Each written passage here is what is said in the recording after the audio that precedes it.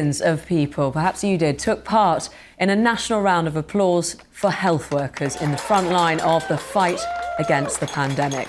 The event was organised by a campaign called Clap for Our Carers and was backed by people right across the country, the government and celebrities. And one of them is the actor Michael Sheen, who joins us now, who's also Vice President of the Royal Society of Public Health, but is probably better known for playing such roles as Tony Blair and David Frost. Welcome, Michael Sheen.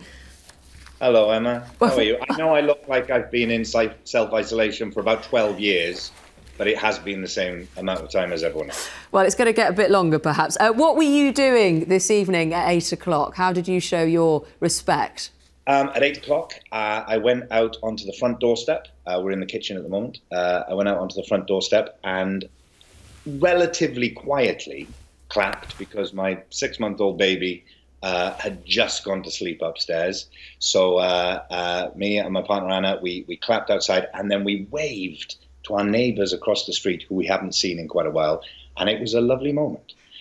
I tried to listen very carefully to hear. We're quite far out from the local village here, but I could hear it just off in the distance, clapping and whistling and cheering. And then I watched on the internet, you know, to see the films, and it was incredibly emotional. It was an extraordinary thing. And I think it's something that we'll all remember. And I am sure, and I know that it would give a huge lift to all the people working in the NHS and on the front line, as indeed would get in the proper protection and the proper support to be able to do their jobs effectively. And when this is all over, for it to be remembered and rewarded accordingly. Indeed. Well, we have been talking in detail about that protective equipment, but if I could draw your views on how perhaps maybe in all of this there are some positives about the country coming back together. It has been incredibly fractious after that referendum. Have you been thinking about that? I have, and I suppose what I started thinking about was that the NHS itself was born out of the experience of this nation, this country, facing the horrors and the hardships of the Second World War. Coming out of that war, having faced an enemy that sought to divide and blame and exploit, the NHS came out of this new vision for our society based on the experiences that we'd gone through, coming together as one community to overcome all the challenges of the Second World War and being compelled to help each other, not being able to deny how much we are responsible for each other, how much we are interconnected, and the NHS was born out of that. And so that miracle, that wonder of the world, which I really do believe the NHS is, that was born on the battlefield, of course, has now become the battlefield. And the people who are on the front lines of this war are our NHS workers, our healthcare workers, our care home workers, our women's refuge workers, our prison workers, our teachers. These are the people who are the warriors in this war.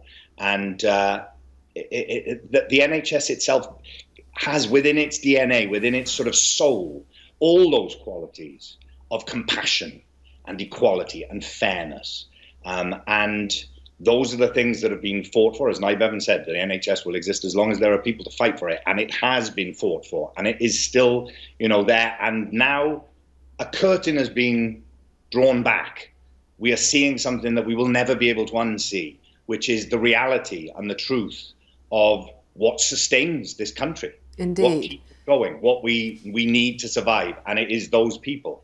And I just think I've always thought that the NHS is, as I say, a wonder of the world. It's the most powerful symbol of goodness I feel that we have in our nation. And this is the point at which they are what is standing between us and calamity. And we must support them. We must give them everything we can. And tonight, that show of solidarity with them was incredibly moving. And as I say, I'm sure people will be really lifted by that.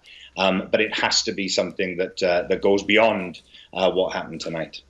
Just a final thought, if we can, from you. Your tip for self-isolation, anything that you can tell everyone else that you're doing that's getting you by?